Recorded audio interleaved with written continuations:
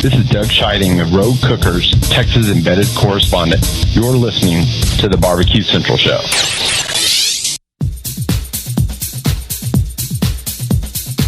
Happy to have you aboard here for the really big barbecue show. Boing. We cook because we have to, and we grill because we want to. Hit me! Fine, how you doing? You have a great show. I'm a big fan. Boing. So what seems to be the problem here? This man looks like he's dead, and he's in the crackle. Charbono! It's all about the charbono, dude! Succulent fish! What? He ate 2 feet for wieners. But listen, Lavernius, shut your face. I'm shaking like a dog shit peach seeds. We have top men working on it right now. Top men.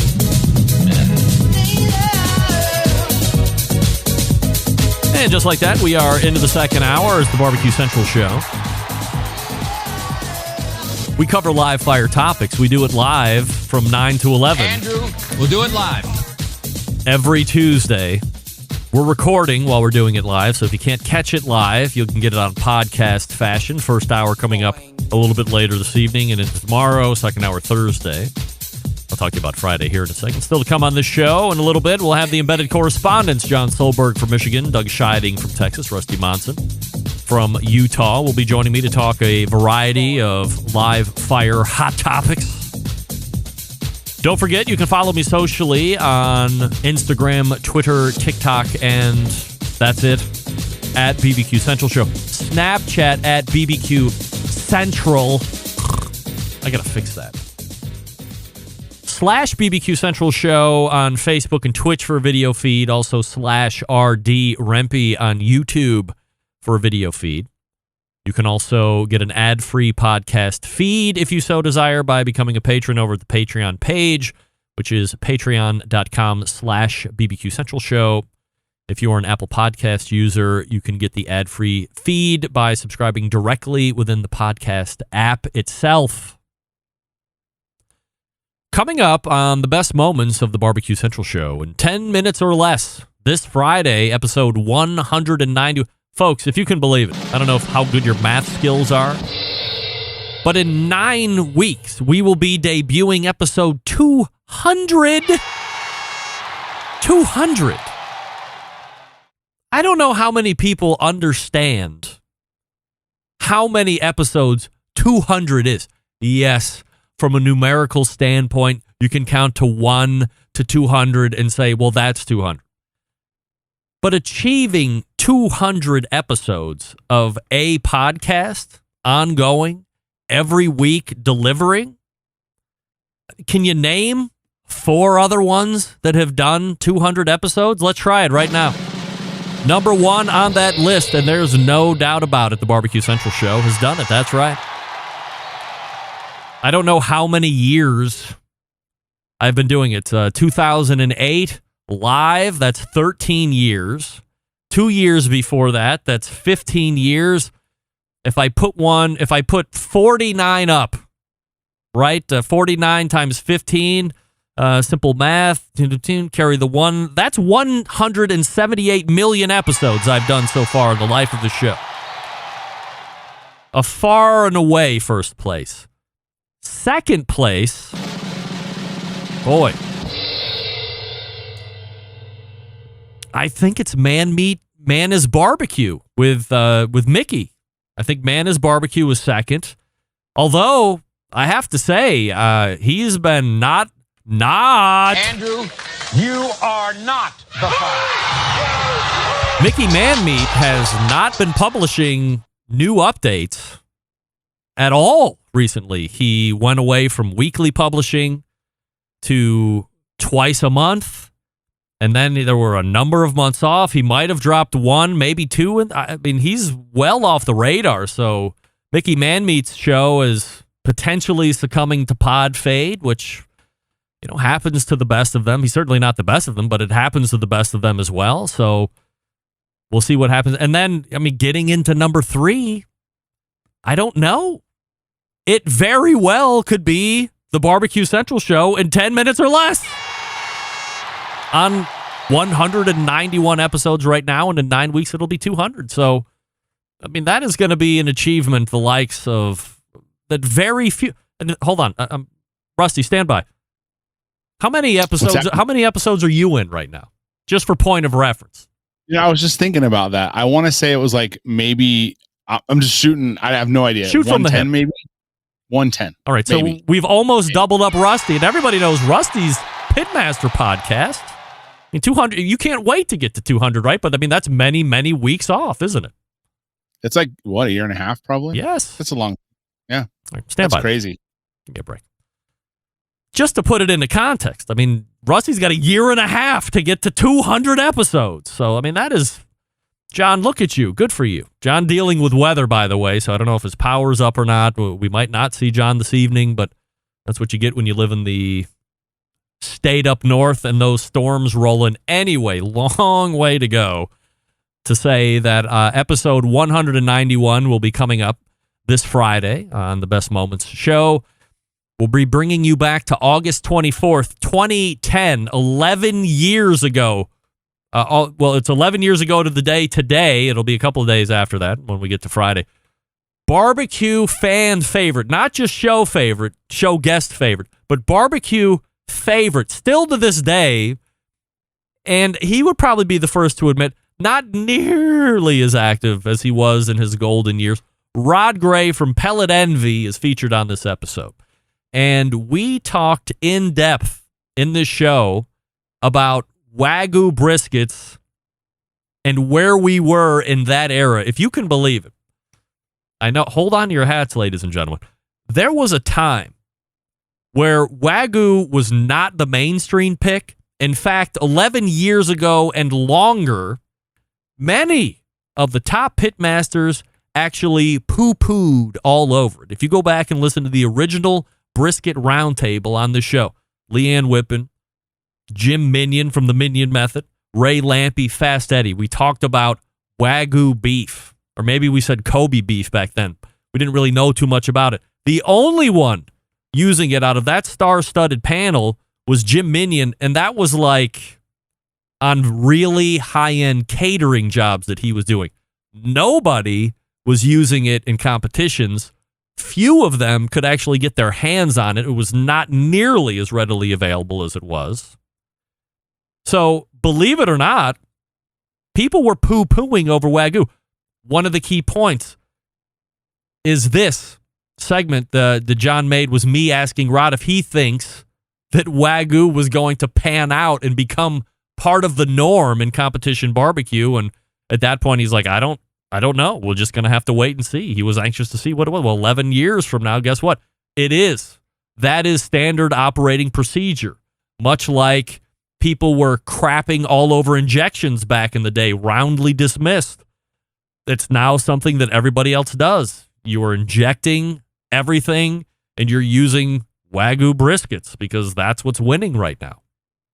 All standard operating procedure. Pretty cool little segment to listen to, so much so that I think you want to click the full link. That will also be in the show notes as it is each and every week. And you can email John to hear a show that you might want to hear again, JON at the BBQ Central Show.com. I asked Derek Riches about it. I got to ask you, everybody, who's into cigars? I think I might just be dipping my foot into the pool of cigar smoking. Starting with the lighter stuff, I think I've worked up to now a grand total of 4 cigars over the last month or so. I had a terrible first experience I had no idea what I was doing, nor did I actually expect to smoke a cigar that day. It was at a golf outing for one of my bigger customers during the day. And it really was an experience that went downhill right from Jump Street.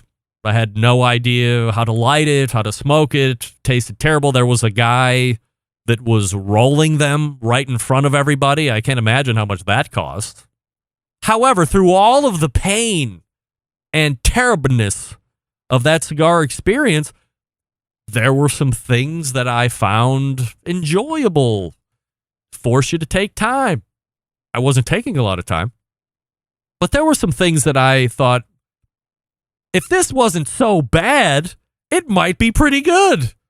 So I didn't dismiss it. A younger Greg Rempe would have been like, F this. This tastes terrible. It was horrible. Bad experience. Never doing that again. And away we go. But I thought, if this didn't suck so bad, it might be better. So what does everybody do now? I went right to YouTube and started searching how to smoke a cigar, how to light a cigar, how to pick out a cigar, different types of cigars. Oh, guess what, ladies and gentlemen? You're looking at a new cigar expert right here. I can tell you everything you need to know about it. So I found myself a cigar monger, retailer, whatever, purveyor.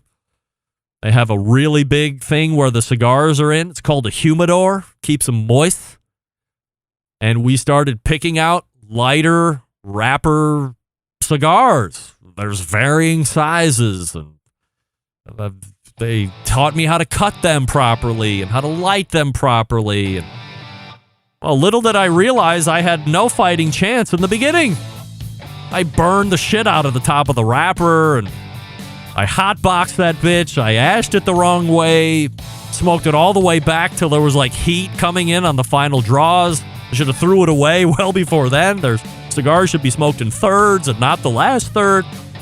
I'm a wealth of information at this point. However, I'm happy to say that I am anxiously awaiting your direction. What I should be smoking, what I should be looking at, sizes, lighter I'm open. I'm open to any and all recommendations as long as you have some kind of knowledge base behind your recommendations. I'm willing. Email me. I want to hear all about it. Greg at thebbqcentralshow.com. Cigar smoking. Who would have thought? I had a whole different take I was going to do on that, but I got off track. Big surprise. Let me talk to you quickly about Primo Grills before we get to the embedded correspondence. What do we love about ceramic cookers? We love that they're fuel efficient. We love that you can get low and slow temperatures and correspondingly very high temperatures in the same cooker. But what's missing from the everyday lineup of ceramic cookers? The real ability to do true two-zone cooking. Two-zone cooking, very important to both professionals and backyard cooks alike. It's the best way to manage a fire and cook with confidence. However, getting a two-zone fire and around ceramic cooker, not very realistic. Why? Because it's round. Entering Primo Grills and their game-changing oval design, the shape gives you the ability to execute that two-zone setup you desire. It also gives you the other ceramic grill benefits as well. Really, when you break it down, there's more than 60 different configurations for the Primo cooker, so you're only limited by your culinary imagination. We all love that lift hinge advancement that's been made to the top of the grill, a nice 8-pound lift, which is really light. They've also revamped the top and bottom air dampers, but you're wanting more and more and more, and I get that. Primo has you covered. The most anticipated accessory today is out, and you can get it right now, the Primo Grill Rotisserie. Turns out great food, including everybody's favorite chicken wings with ease. Go online, primogrill.com, check it out, or visit your local Primo dealer and pick one up there.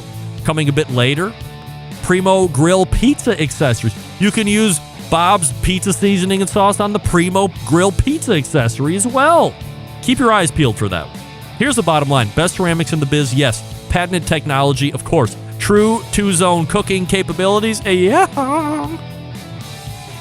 When you consider it, you should only be getting the Primo. I mean, the size says it all. The shape says it all. primogrill.com, that's the place to go. Follow them on social.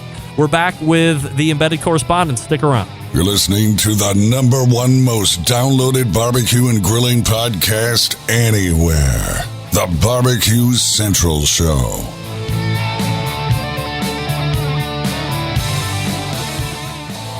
Howard Stern, Jim Rome, Dan Patrick, and Greg Rempe. The Mountain Rushmore of talk show entertainment. Now, let's get back to the BBQ Central Show. All right, welcome back. This portion being brought to you by Pit Barrel Cooker, the most unbelievable outdoor cooking device on the planet. Currently available in 3 sizes. That's right. Regular, junior, and the PBX. Whether you're a beginner or professional, definitely cooker you want to add to the arsenal. Visit pitbarrelcooker.com and tell them the BBQ Central Show sent you. Now, I believe... Oh, is that right? All right.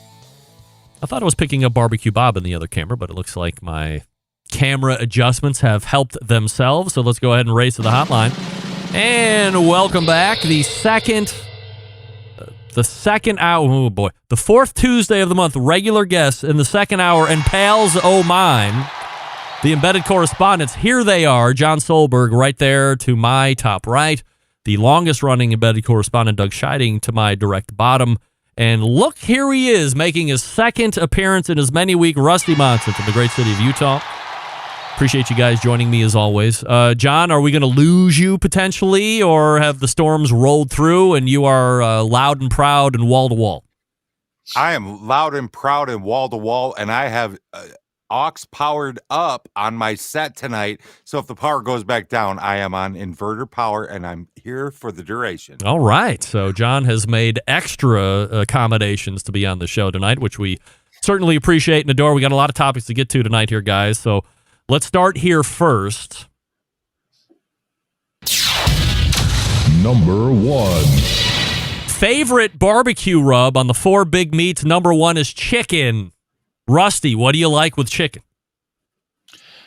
0 to hero is my favorite on chicken. It's not even close. That's is that the Rod Gray rub? Yep. 0 to hero. 100%. What are the chances? We were just talking about Rod Gray as we were promoting the best moments of show, and Rusty Monson saying 0 to hero was the one. That's the eat more barbecue. Is it eat barbecue or eat more barbecue? Eat more barbecue. Eat more barbecue. All right. Doug, favorite chicken rub? Have to go. What helped win the Houston Rodeo? Harry Sue Jailbird Chicken. Really? All right. John, best chicken rub? Cavender's. I'm going Cavender's Greek all day long in the backyard, every single day. For me, I'm a huge, I don't think it's any surprise that one of the benefits of having the show for so long is everybody who's had a rub has sent me their stuff. I've tasted everybody's rub. And what it boils down to is this. There's a sponsor of my show who makes incredibly good rubs. That happens to be Sterling Ball of Big Poppa Smokers. And I cannot help but say that a combination of Little Louie's seasoned salt topped with Sweet Money rub on chicken for me is my favorite. I know it's 2, but the combination of those is absolutely magic. And that's me. Continuing on. Number 2. Let's talk rub on ribs. Doesn't matter if you like St. Louis style ribs or baby back ribs or whatever. John, your favorite rib rub? Amazing Ribs Memphis Dust off the website that you make yourself is my number 1 rib rub, period. By the way, a Barbecue breaking Central news. Show exclusive news update.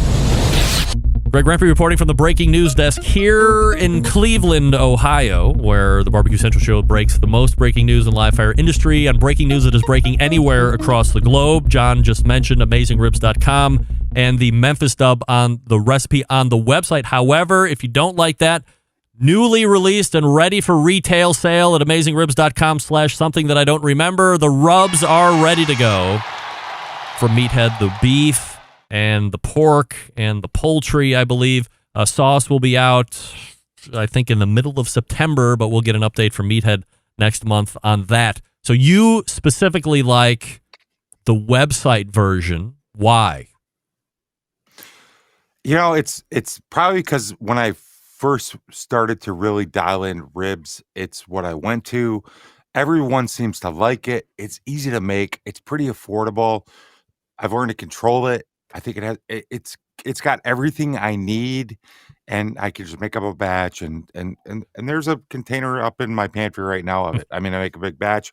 I just find it very, very soothing in all things rib and pork in general. John, can you give me a little heat on your mic? I certainly can, and I'm going to walk that up now, a 1 o'clock position. All right, leave it right there. Sounds good. Thank you. Rusty, your favorite rib rub? Okay, this is going to be a 3-parter because salt and pepper is my favorite, and it's not even close. On ribs? So, I mean, rub. Yes, on ribs. Oh, nice. My number 1 favorite. But, you know, I love Sweet and Savory by Blues Hog with a little Bold and Beefy by Blues Hog and then a little bit of jalapeno by Big Poppa Smokers if I'm going to get fancy. And sometimes when I just want to do something different, I just use oaky dust, and oaky dust kills it for me. I love it. Just that's it. Just oaky dust. What kind of a profile is oaky dust? I don't think I've heard of that one yet. It's kind of a sweet smoky, but it's got a lot of sweet to it, but it's really complex, but it's just tasty. It's one of those, you have those rubs sometimes you walk by and you throw them in your hand, you just eat them. That's oaky dust. It's just tasty. It's got a little bit of everything in it, and give it a shot, especially if you're doing the 3-2-1 method. Not even 3-2-1. I didn't put sauce on it, but I wrap it, in the butter and the honey and the brown sugar and the little oaky dust on the end, when it's all finished, and it's super tasty. Doug, rib rub favorite. Yeah, I've got a few. I used to like Smoking Guns and Cimarron Docks. Those are big competition ones. But just for by itself, I like the High Plains Heat from Head Country. I've started playing around recently with Craig Sherry's Rib Rub, as well as Bill Purvis's Rib Grind. That has a lot of pepper in it and makes a really good color. But probably just for one rub by itself, I like the High Plains Heat. For me, I go back to a two-part, and it's a light, or it's a real heavy dusting of Sweet Money Rub from Big Poppa Smokers, and then a lighter dusting over the top, believe it or not, of Hardcore Carnivore Red. There's a little bit of saltiness that I like that goes on with that, but it also lays on a very nice color as the bark starts to form. I particularly like that color. So it is a light covering of Hardcore Carnivore Red, and then on the top, and then on the bottom layer, a nice heavy hand of Sweet Money Barbecue Rub. I think for my money, Sweet Money is really almost a great anything. It can get a little sweet. I would never put it on beef, of course, but a lot of more bland palate foods, Sweet Money works great on. Let's continue on here. Number 3. Pork. What is your favorite pork shoulder rub? Or maybe it doesn't even vary from the rib rub. Doug. Pork? What is that? No, I'm just teasing. Howdy, y'all. Yeah. Actually, I like hog. It used to be called Hog Waller, but it's now called Honey Barbecue Rub or something like that from Sucklebuster. Yes. That is, normally I don't like the big crystals and stuff. That has the big crystals and puts a good bark. For color, I like Traeger's Pork and Poultry. That's really good, as well as Texas Oil Dust Piggy Bank. So those are kind of my 3 that I play around with. Rusty, butt rub? Again, salt and pepper, number 1. But I love on pork. I actually do like the Sweet Money. It's one of my favorite things to put on there. And I'll inject it with LC's Boss Hog, because I always have to inject my pork butts. I don't know. I love the flavor injections give them. Even at home? But I'll put a little. Oh, yeah. Okay. Always at home. For sure. And so a little bit of Sweet Money, a little bit of Blues Hog, sweet and savory. And those two combination knock it out of the park for me. But if I had to just go to it, it's always just the salt and pepper, a little bit of garlic in there. And those are my favorite ways to do it, because it just tastes so it's just so good. I'm getting hungry. John, butt rub. I'm going back to Memphis Dust, because it is, you want to bring Mrs. Brown to town and let that butt roll all the way to get that meteor black, beautiful. You can do that. You can wrap it. It still holds up. It's already in the pantry. It goes great with pork, so I'm going to stick with the Amazing Ribs website version of Memphis Dust. I will vary here. I find that on pork butts specifically, heaping doses of Butcher's Barbecue Honey Rub is absolutely fabulous. I will go a light coating of, believe it or not, a Worcestershire sauce just on the naked butt. I'll rub it in, and then I will go super heavy. It almost creates, in essence, a paste of honey barbecue rub, because the wetness of the Worcestershire sauce, and there's no weird flavors there, but I mean, that just gives an incredible bark. I love Butcher Barbecue products in general, and their honey rub is one of my my favorite rub when it comes to pork butt. And we'll continue on. Number 4. Oh dear.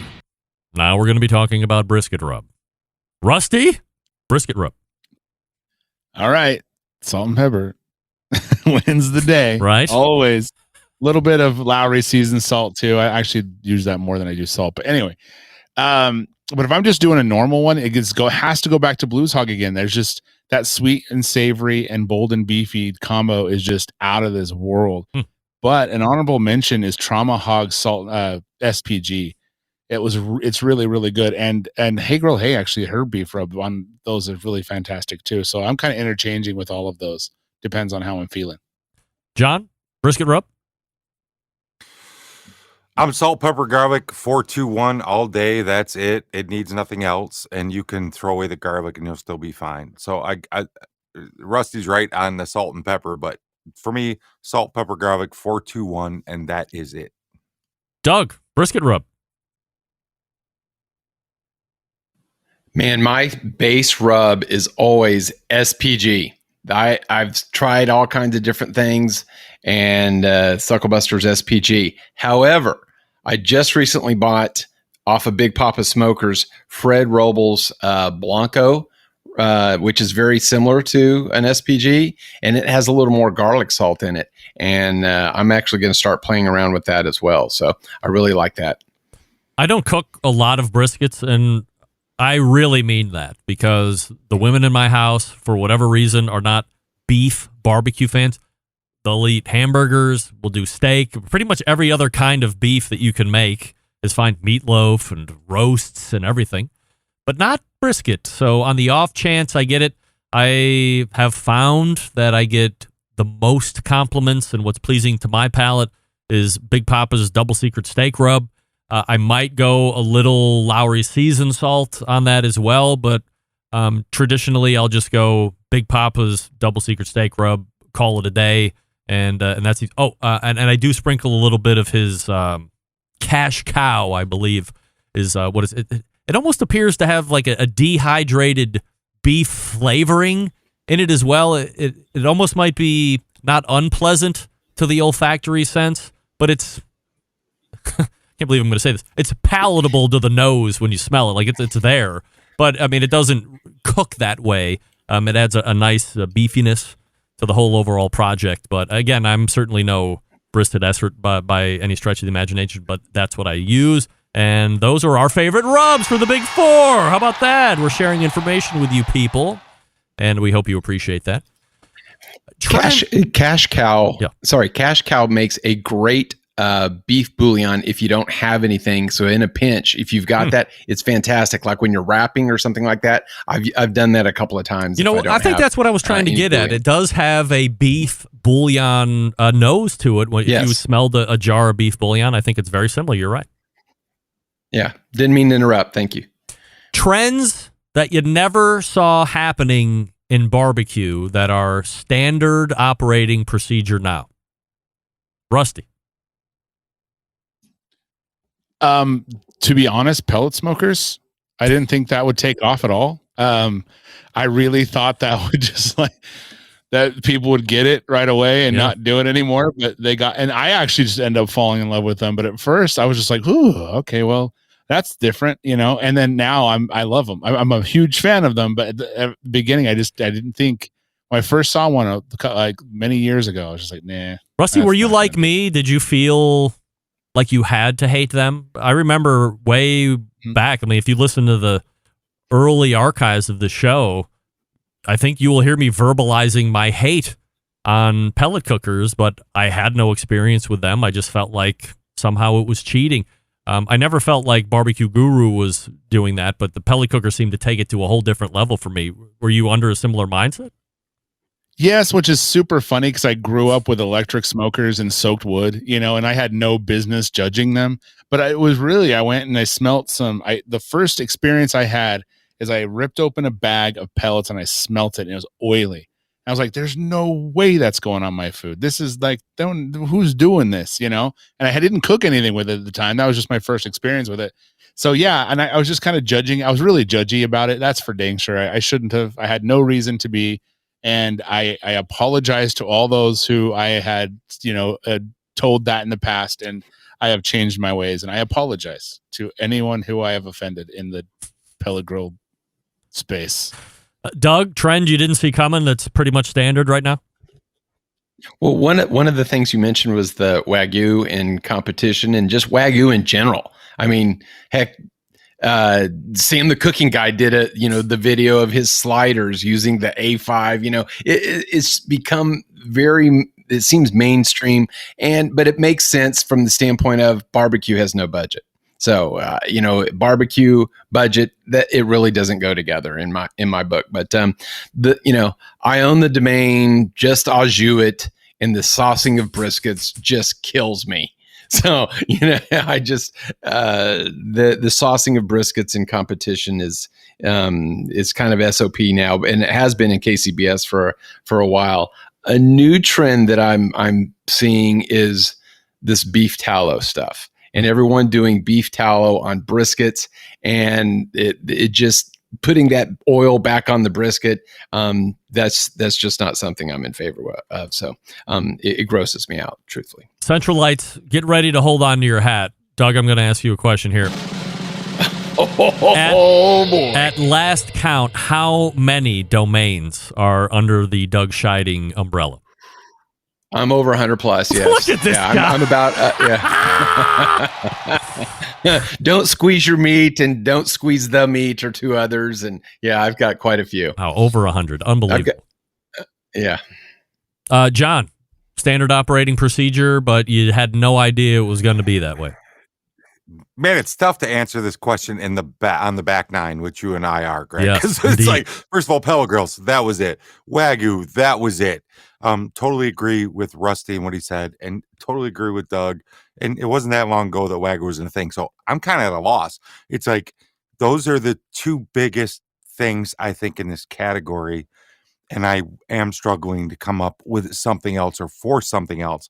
So at this point, I'm going to ride with Wagyu, pellets, and turn my time to you. Look, I didn't see it coming, and it's not something that's been going on for, well, I guess it's probably been going on for maybe longer than 10 years, but haven't really seen it as much except over the last 5 or 6 years. I had no idea that we would be seeing an insurgence of people wanting to cook on flat top grills, number one. Correspondingly, did anybody see smash burgers taking over the burger landscape the way it has? I mean, when I grew up, burgers looked like burgers, and you went everywhere, and some were a little thicker, some were a little thinner, but it was not the rage of getting some rip-roaring flat-top cooking appliance going and then dropping meatballs down, ruining everything by loading a whole bunch of finely shaved onions on top of that, and then pressing it down. George Motes, whom I love and is a friend of the show, is selling a Smashula for $275, and he can't keep them in stock. This is indeed a standard operating procedure with burgers. If you go anywhere with burgers right now, there's bound to be a smash burger on the menu, or somebody at a party is going to be making smash burgers, or they're doing it at home in their cast iron. And this is something I did not see happening at all. All right, that ends that question. Let me go around the table quickly before we come to the first break, and then we'll get to the other set of questions. I asked Derek Riches. I will ask the group. John, cigars, yes or no?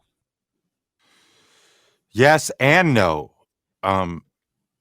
So I have cigar phases, and then I have cigarette phases. And you can't say one's dirty and one's not, so I'm okay. Correct. So if I'm in a cigarette phase of life, I do not enjoy cigars. And when I'm in a non-cigarette phase of life, I do enjoy cigars. What do you love about cigars? What do you find most attractive? I'm a very mild cigar smoker, so I like a Cameroon wrapper. I like a real mild filler. I don't like a lot of spice in a cigar. So I'm kind of a wimpy cigar smoker. I want a real mild, not spicy, pleasant, big ring gauge, a lot of draw. I like a cool, mild smoke. So basically, my friends would say I like a girl's cigar, and I'm okay with that. Do you have a brand that you like, or I don't know, is that what they call it, like a brand or a make, model? I think I will take a La Gloria Cameroon wrappered cigar in a big ring gauge all day long. And then for my friends, I'll take some cigars. I have my own band. I have my own brand that I make. I take other cigars and would infuse them with bourbon. I call them dog rockets. And I have my own band I make up and put on there that's like and it's like, so I'll do that as well. But I like, I really like dog rockets, and I won't even go there. But the band is a dog dropping a rocket. So never, long story. I really like a nice mild La Gloria. Folks, if you're not keeping notes here on John Solberg, let's quickly go down the checklist. Executive producer of the Barbecue Central Show in 10 minutes or less, approaching 200 episodes. Yes. John Solberg, coffee roaster. Yes. John Solberg, maker and bander of his own cigars. Yes. John Solberg, maker of his own lump charcoal. Yes. Wow. I don't know what the term Renaissance man means, but I believe the textbook definition is John Solberg. Unbelievable. Go ahead. I just don't fit in with society on the most part. So y'all have to accept me as I am. Look, I'm no expert here, but everything that you're doing on the side is what everybody else loves and wants to do. By the way, roast coffee, roll cigars, make their own charcoal, blah, blah, blah. So unbelievable. All right, stand by, guys, and we'll come back and we'll do some more questions and so forth here in just 1 second. I'll talk to you quickly about Yoder Smokers. Can you believe this, John Solberg? Unbelievable. Yoder Smokers designs and builds all of their products right here in the States. Number one, building pride through craftsmanship, world-class customer service. That's the backbone of how they've built the company. This approach translates into what can be a truly bespoke style product that elevates gatherings with friends and family. They're honored to have a trusted place in the backyards of America. From pellet grills to wood-fueled offset pits or charcoal grills, consistent blue ribbon flavor has become synonymous with the Yoder Smokers name. Make no mistake, Yoder Smokers' flavor-driven design is unique to each style of pit, and the team has developed their cookers to perform time and time again while outlasting the competition for generations to come. It's this generational thought that is rooted in their handmade products and defines the integrity of the core values. American-made quality, endless flavor, the true benchmarks of Yoder Smokers. Visit them at yodersmokers.com to grab yours today. That's yodersmokers.com. We are back with more embedded correspondence right after this. Stick around. You're listening to the #1 most downloaded barbecue and grilling podcast anywhere. The Barbecue Central Show.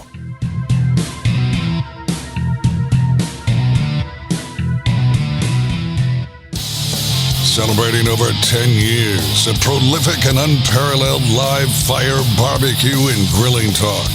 And yes, it's still being done from Cleveland, Ohio. You're listening to the Barbecue Central Show. Welcome back. This portion of the show being brought to you by Smithfield. Head over to smithfield.com for the rest of the grilling season and get tips and tricks from Chris Lilly, Darren Worth, Ernest Cervantes, Giles Cridland. If you are a competitor and you're a committed cook, go to Smokin, S-M-O-K-I-N, smokewithsmithfield.com. Report your first place finishes in ribs and pork. Potentially get free merchandise for that. Otherwise, smithfield.com for everything else. And we are rejoined by the embedded correspondents here. So let's do this. One of our favorite things is predictions here on the show. And wouldn't you know it, we're getting to that time of year where some of the most elite barbecue competitions are getting ready to take place. Now, as we look back, history has dictated, Doug, in 2021, there have been major barbecue competitions that have taken place that didn't take place the year before because of the pandemic. So let's go ahead and start giving our 100% yes or 100% no bets on the Royal, the Jack, and the World Food Championship. Because this is your topic, Doug, you will go first. Give me a yes or give me a no. The American Royal will happen in 2021. Yes, they need the money.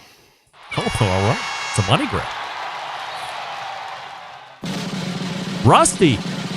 100% yes or 100% no, the Royal will or will not be happening in 2021?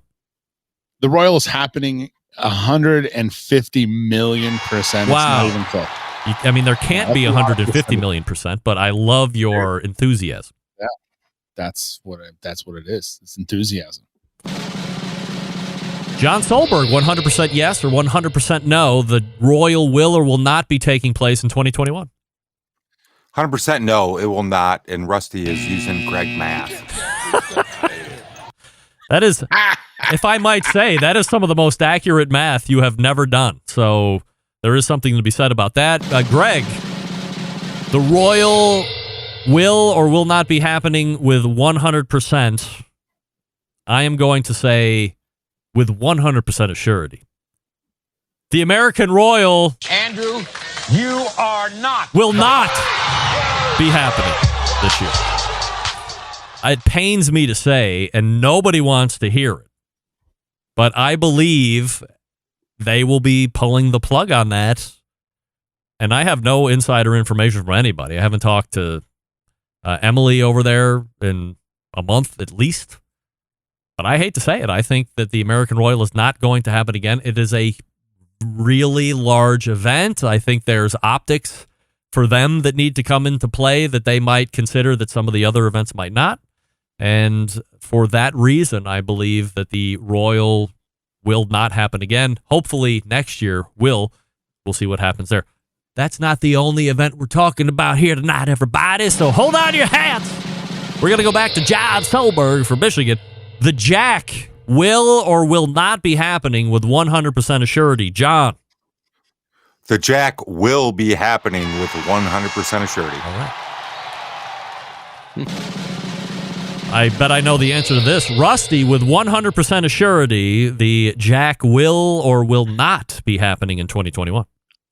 So the rumors I've been hearing, and these are just rumors, that is now in the hands of, it's not a committee, but it's someone that, I don't know, they deal with this stuff. So it's out of the hands of the Jack. So I think in that case, I actually think it will not be happening. Wow.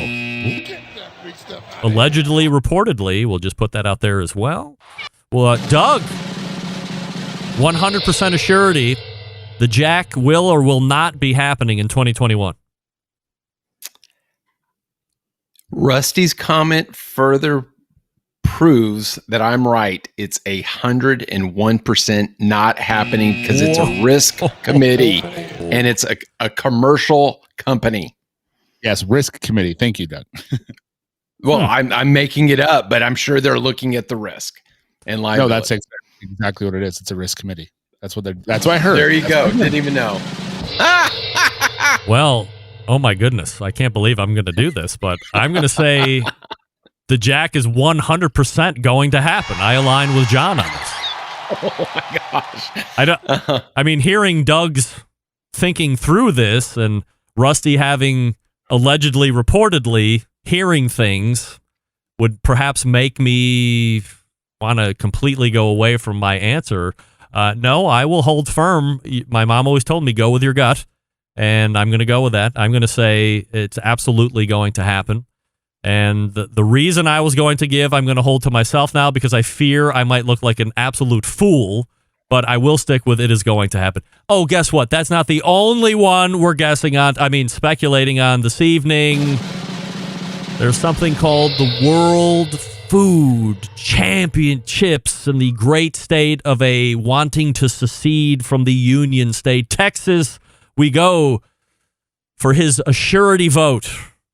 Doug Scheiding, the World Food Championships will or will not be happening in 2021.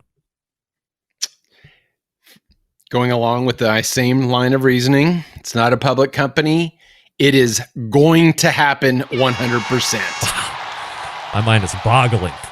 We go to the Michigan embedded correspondent for his 100% surety answer. John, the World Food Championships will or will not be happening this evening. I'm sorry, 2021. The likelihood of the World Food Championship happening is the same likelihood of Jesus Christ the Lord falling from the sky tomorrow down to my deck to have coffee with me. It is 100% not going to happen. Andrew, You are not. Wow. Plus, John, we all know that Jesus Christ isn't real. Rusty, we go to you for your 100% assurity vote. The World Food Championships will or will not be happening in 2021, and I am waiting with bated breath.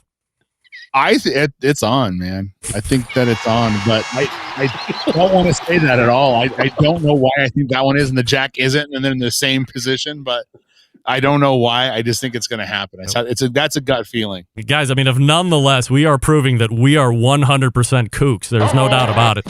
We go to Cleveland for Greg Rempe's 100% assurity answer here on the World Food Championships taking place, yes or no, in 2021. Andrew, they are not going to be happening in 2021. I'm sorry. They're not going to be happening. I even got a voicemail, or not a voicemail, but I got an email from No Names Please within some type of framework that said 2021 World Food Championships definitely going to be happening. And it's not that I'm discounting what this person said. However, I am discounting exactly what that person said.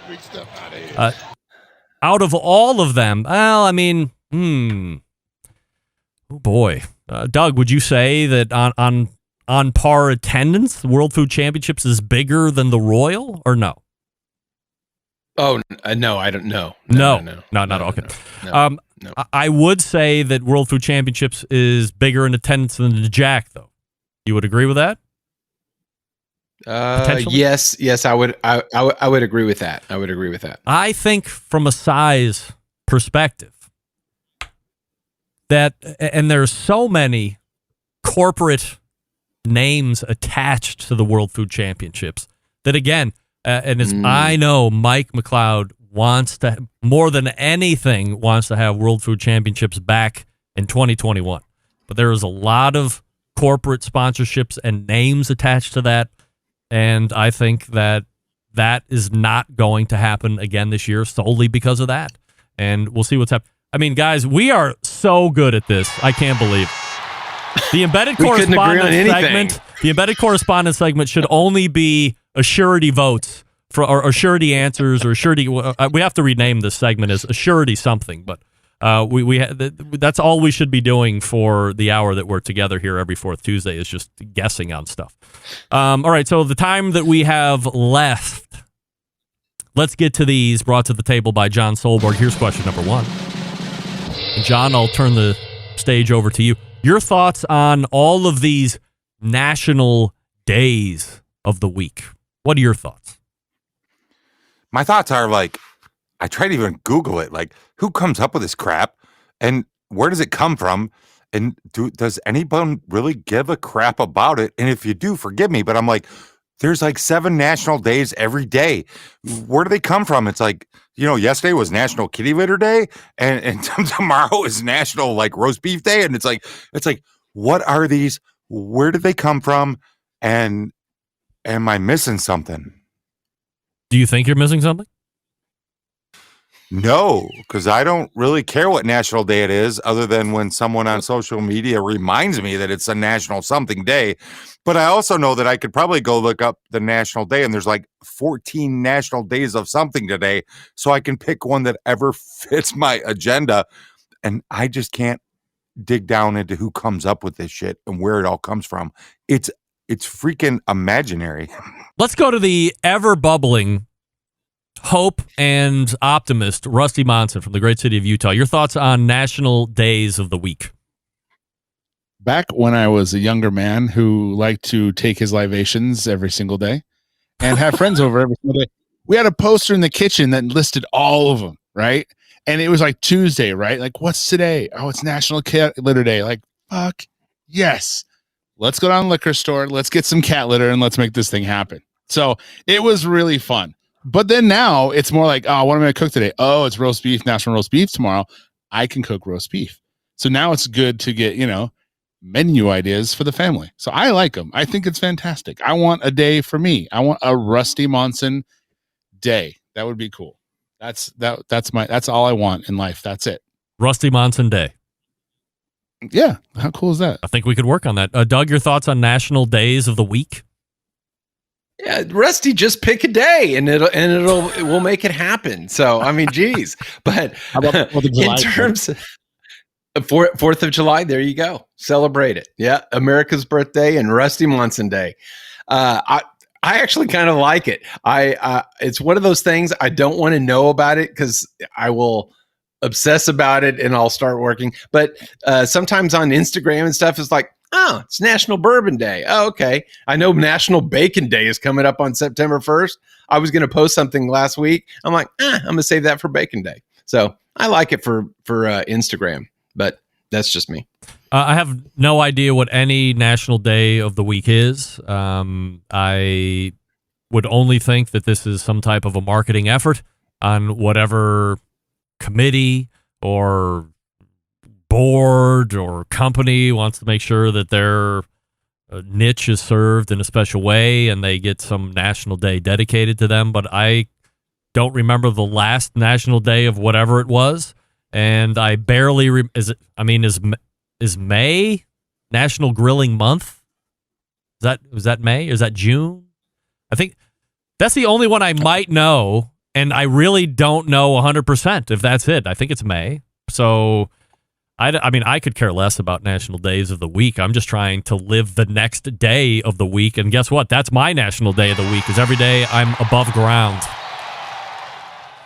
Barbecue Central Show Guest Hall of Fame show is coming up next month. So over the next handful of weeks, we're going to be feverishly putting together a list of folks that we think are worthy ourselves of nomination. We'll go through that whole process. We'll explain a little bit more of that as we get closer to that day. But as we draw closer to that special month each and every year, Doug, do you have any thoughts on how 2021 might be setting up? Do you have your list already set and locked? Actually, I had to go back because I thought I remembered the list, but I could only remember like 3 from last year of who we chose. And is it up on your website? Yes, for 2021. I don't. Oh, okay. I couldn't see it. Maybe I've got a cache issue or so. But I went and looked at my list from last year, and I'm going to resurrect a couple of those and nominate them for this coming year. So. I'm not going to say who it is because that's not this month. That's next month. So you're not talking about class of 2021. You're talking about class of 2020. That was last year. Yeah. So Rod Gray was in last year. Lene Oxley Loop, George Motes, Susie Bullock, and Pat LaFrida rounded out those that were in. I can't believe I did that again. So those are the folks that made it in last year. So all right, Rusty, your thoughts on the impending Barbecue Central Show Guest Hall of Fame coming up next month? Listening to the Barbecue Central Show in 60 seconds or less, I am getting a lot of good ideas. So I need to jot them down. But there's a couple from this year that that stick out, like Anthony Lujan. Hey! Don't reveal. Don't reveal. Okay. All right. Yeah. I'm not gonna put Anthony Lujan. Come on. No way. I like the kid. I'm not putting him up there. But you know what I'm saying? Like Anthony Lujan. Yeah. The tongue in cheek. There's a couple that I thought would be cool that I had this year. I was like, because you kind of think about it when you're listening to the episodes, like, you know what, that would be a good Hall of Famer right there. And then and then when I listen to the Dick Tease, it is the 60 second show. I will get some great ideas there. So it's a compliment. It is, but then I had to go find the show. I'm like, oh wait, shit, I have to go find that thing. I mean, it's not that hard. You just scroll down into the show notes and click it. There you go. It happens. Every single show for 191 shows. John, your thoughts of the best, or your thoughts on the impending Hall of Fame? 60 seconds, my ass, Rusty. I put a lot of time into that 60 seconds. So it's like, anyway, whole nother topic. This 10 minutes or less. I think it's an exciting year. I think there's a lot of spoilers coming in from me. I think Doug and I are going to fight because I'm never going to freaking back Kevin Bevington for him. And it's going to be a great freaking year.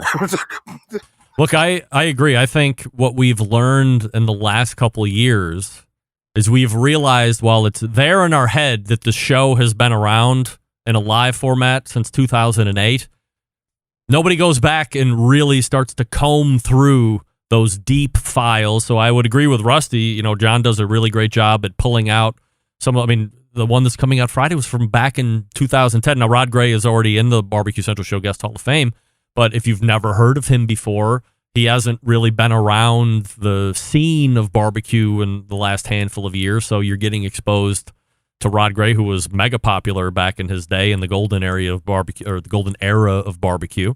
So the 10 minutes or less is a great service to that. But, you know, it's going back and it's not just for the calendar year that we are in. Granted, up until this show today, there was a string of 9 or 10 weeks in a row where we had a brand new guest who have never been on the show before. Some were really great, some were average, some sucked, and they'll never be seen again. But there's a great crew of people just to look at for the very first time here in this year, but also combing back. It's going to be something else, I guarantee that. All right, so let's end here this evening. Piggybacking off of the, you know, what's standard operating procedure now that you never saw coming. Here's something that's trendy. Are you smoking cream cheese? John, what are you talking about? You smoking cream cheese? No, and be ready to dump me because I think the trend of smoking cream cheese on social media is appalling to me. It's 2021. We have the internet. We have all the technology. In 1982, when you got a bullet smoker, you had to smoke eggs and you had to smoke a chunk of cheese and you had to figure shit out because there was no internet and you had to smoke all this shit. The trend of smoking cream cheese, cut it, score it, put some oil on it, put some salt and sugar on it, aka rub, and smoke it. Fucking stop it. Stop it. You have $1,000 pellet grill, convection wood-fired oven in your yard, and you're smoking freaking cream cheese, for God's sake. You can make bread. You can make pizzas. You can do any fucking thing you want. Why in the hell are you all smoking cream cheese? I said get ready to dump me. I'm going to calm down now. Thank you. Right. Look at John bringing the heat. Wow. Love it. I can't tell what side of the fence he's on, but I'm going to guess he's not too much of a fan of it. Doug, are you aware of smoking cream cheese? And do you like it? Yes, I mentioned it to my wife this weekend, and she goes, "They're doing what?" And I said, "Yeah, I haven't smoked Oreos wrapped in bacon. I haven't done that, but I have a really new one. It's called smoking Cheez-Its. You know, you put a little rub, you know, you put some apple juice and put some spice on and then you smoke the Cheez-Its. It's the next thing. The cracker It's going to be the Cheez-Its? next thing after." Yes, yeah, actually, they are pretty good. So I do that for parties and stuff. But have I posted? Yeah, no. Yeah, but just wait, it's going to be the next thing once everyone hears about it. All right. When everybody hears about it, all right, when you start posting it. Rusty, are you into smoking cream cheese? First of all, it's 60 seconds or less because I can't mow the lawn and listen to it, okay? It doesn't last long. And this, I just found it because I had to know. I can freaking get the show right here in the notes. It just blew my mind. I apologize for everything I said. You know, I'm not smoking cheese. No. You don't read the show notes that are attached to every episode for 190 episodes? Look at my podcast. It just says, I don't know. It doesn't say anything. I don't read those things. But you shouldn't assimilate your show with everybody else's show. Some people are professional, Rusty. It's some people, but I'm not. So I don't think of like a professional. So I'm not reading stuff. I'm listening. That's why I listen to a podcast. I'm not reading a damn book. I heard that. Go ahead, John. Hey, if you'd like to hear the rest of the episode, head over to the bbqcentralshow.com. There'll be a link in today's show notes to take you to the complete episode. There you go. Wonderful. Didn't you even say it every time now that you say that? That guy sounds just like that. Rusty, cream cheese, yes or no? No, and the Cheez-Its are fantastic, by the way. You put a little butter, get a package of ranch in there, some hot sauce, and a couple things of seasoning, and you toss them and you smoke them in a smoker, man. It's fantastic. And it might be very good. For sure, man. Like, I'll smoke cream cheese, but am I like going out to do it? No. I mean, if it is in something, you know, and I want to smoke it, then fine. But no, just because someone out there everyone's doing it doesn't mean I'm going to try it. Doesn't sound appealing to me, but I'm not against it. Like, hell yeah, if that's your thing, knock yourself out, you know? It's hard to think of the stuff to smoke all the time. So, you know, whatever helps. I thought I was on I thought that my finger was on the pulse of barbecue social media. And I can tell you this with 100% assurity. I have never seen, nor have I ever heard of anybody putting a brick of cream cheese on their smoker, let alone scoring it, rubbing it, dropping some olive oil or some neutral oil like avocado oil on it. And then, I mean, what do you cook it to? 45 degrees internal?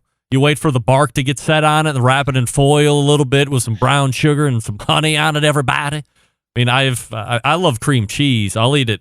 To me, cream cheese is made to be brought out of the refrigerator, open the foil packet, take a saltine, smear it with cream cheese, and then shove it in your pie hole while you're watching soaps at college. 'Cause that's what I did growing up at Ohio University. Cream cheese is excellent, but I've never once thought about smoking it. Perhaps like Rusty, maybe I'm not against it, but it just would never occur to me, and I'm not seeing it in social media, so maybe my filters are on just enough to keep me above the fray here. And I can tell you one Central thing. Lights. Yes? Yeah. Go ahead. Sorry. Well, I was saying John, Central Lights you go need ahead. to tag Greg on every post that they see on cream cheese. Please. And tag Greg. Yes. So, because he's been missing it. So let's all do that as a group. I can tell you this. Smoked Cheez-Its are not Andrew, you are not going to be a thing. I can tell you that. Doug, you can try with your massive Instagram following. I mean, how many followers do you have at this point? 20,000. I mean, you are rifling. You can link. I could only hope that someday. As a matter of fact, how the hell am I not at 10,000 Instagram followers yet? I'm famous, for crying out loud, and I can barely push into 6,000. I mean, what am I doing wrong? I don't get a Doug's at like 25,000. Doug's the male version of the Grill Girl. He's unbelievable with this following. What are you doing? No. What should I be doing, Doug? I mean, teach me. I'm looking for help. It's a beast. It's an animal. You got to feed it like an offset smoker every 20 all of minutes. that. I mean, just tell me what I want to do. Don't tell me it's a beast. Don't tell me I got to work at it. I know. Give me the plan. What do I got to do? Pictures of Cheez-Its, smoked Cheez-Its. I'm not doing that. Well, I'm not going to get 10,000 followers. I can tell you that. Look, before we go tonight, John, let me turn it over to you. What are you promoting, or what would you like to talk about here before we let you go? Hey, just remind you all to listen to the best moments this Friday. You can get it in your podcast feed wherever you get your favorite podcast. Just search the BBQ Central Show. It'll also be available on the bbqcentralshow.com on Friday, right on the homepage. So stop in there and check that out. Drop me an email. Give me a suggestion for a show. Tell me to screw off about cream cheese. It's John, Jon, John, at the bbqcentralshow.com. I would love to hear from you, good, bad, or indifferent. Rusty, what are we promoting before I let you go tonight? I can't believe you say that every time and I didn't get it. That's hilarious. I am. You didn't know who Pat LaFrida was, but we're not bringing that up again. I don't know who that is. No, I still Danielle. Yeah. Right. No, that was Steve. I don't know. Think. Oh, yeah. No, Steve. of course. Go ahead, Rusty. I do have a podcast called the Pitmasters Podcast. You can get that anywhere you go on the world of podcasts, and you can download that, and you should, because it's great. It is. You can follow me on Salt City Barbecue and see where we're at and how we're getting our butt kicks at certain festivals, and it's good fun. It's good fun. Doug, promotion before I let you go. Yeah, I'm going this weekend. Actually, I leave Thursday to the Pitmaster Classic, which I thought Rusty would be at, and I'd have a good time with him. But up in Bozeman, Montana, so I will be there by myself, Rusty. But it's okay. Montana Outlaw Barbecue will probably win it for the 5th time in a row. And then next month, I actually got asked to. I will not be going to the Royal, and instead, I got asked to cook for a foundation for a football players foundation fundraiser. So I hope to have something to report on that next week. So are we allowed to mention the football player? Matt Light. It's with E3 Meat and their foundation and his foundation. Matt Light. He's a New England Patriot. He was a lineman for the New England Patriots. All right, very 3-time good. Super Bowl champion. Wonderful. So we'll look forward to have a report from that as well next month. Here they are, right here to the right of me is John Solberg from Michigan, longest running embedded correspondent. Below me is Doug Scheiding from Texas, And right there, bottom caddy corner right, is Rusty Monson from Utah. Gents, always appreciate the time, and we will see you again next month. And there they go. Man, outstanding. I'm telling you, we have to do it. From now on, it is confidence picks. Let's, I don't think I'll work on the title. And we'll just do a lot of figuring out. We'll do a lot of figuring out. We'll give you 100% yes or 100% no. The confidence picks. I don't think I like that. Assurance. I got to work in assurance. Maybe confidence. Who cares? Let me talk to you quickly about Yukon Glory. The Yukon Glory Grill and Serve set is an absolute revolution when it comes to the landscape of grilling baskets. You know, I've always hated two things about using grilling baskets during my cook on any cook. Number one, I have to wear some kind of heat-resistant glove to take that thing off the cooker. Number two, it gets grease and oil all over my table or countertop or wherever the hell I put it to put it down. Being someone who is a clean freak, this really is something that gets me down. So what's a live fire cook to do? Enter a great product from Yukon Glory called the Grill and Serve. Patented design fixes everything. The set includes 3 stainless steel grill baskets, which are removed by a clip-on handle that seamlessly grips the interior of the basket for easy lifting and dropping. The set also has a large custom-fitted stainless steel serving tray to catch any drips and allow you for a beautiful table presentation, but perhaps in my case, and more importantly, gives you a clean table when everyone is done eating. Thank you, Yukon Glory.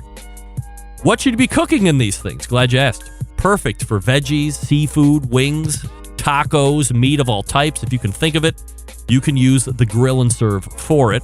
As far as where you can buy it, Amazon, Walmart, Home Depot, Lowe's, Target.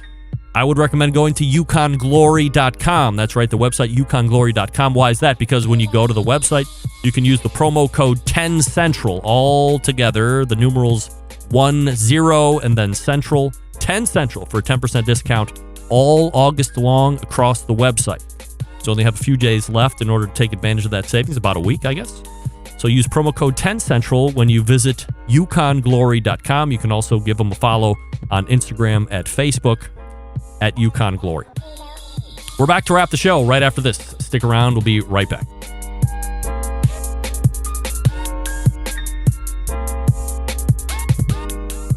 Whole packers, full racks, legs and thighs, injecting butts. If you've never heard this before, you might think you found the best XXX show ever. Let's get back to the most homoerotic host out there today, Greg Rempe. Welcome back. This portion being brought to you by Vortic Watch Company, a small batch custom watch manufacturing and vintage restoration company located in northern Colorado. They take antique American pocket watches and turn them into wristwatches, just like this one right here. Their mission to preserve and enhance the legacy of manufacturing excellence in America. In order to do that, they combine traditional and cutting-edge technology to create unique, quality, functional timepieces with exceptional value. And here's the coolest part. Each watch that Vortic makes is a unique, one-of-a-kind piece. Vortic, founded on the motto that America wasn't assembled, it was built. Check out VorticWatches.com for more information and see what's available to purchase. There are a few on the website right now, if you can believe it, because most of the time they're selling out. All right, let's go ahead and take off. All the way back in the first hour, we talked with Bob Trudnak from the BBQ Guru. BBQGuru.com, his website. He also listed a number of other websites, like Bobby T's,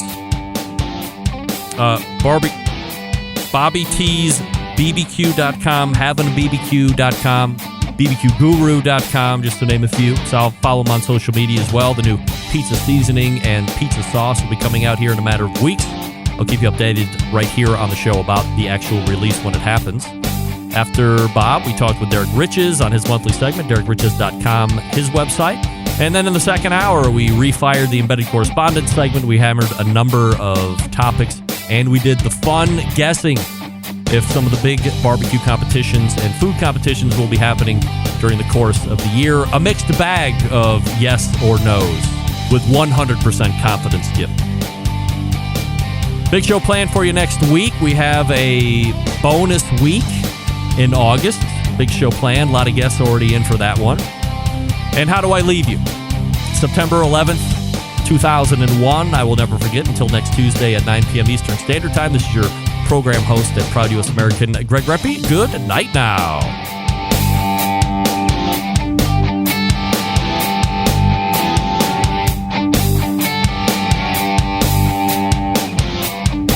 Hi, this is Bobby Rempe from Cleveland, Ohio, and you're listening to BBQ Central.